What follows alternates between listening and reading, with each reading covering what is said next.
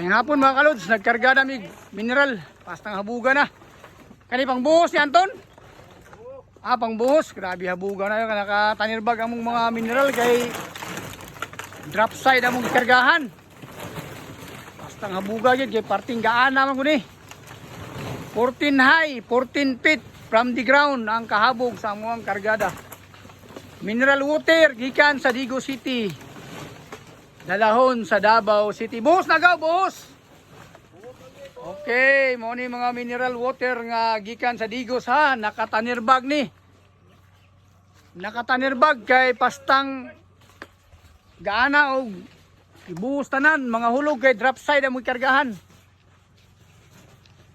Ang isa ka truck ani nara sa mga 1,700 to 1,800 kilos net.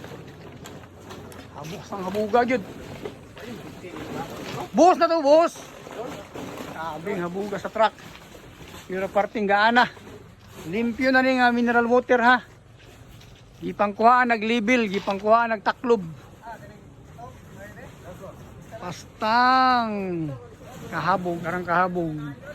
Dagan inyang gabi. Lasa to saka gaw mo, saka pa. Saka pa, busan ang tunga. Sige. Final countdown. Busan to, busan.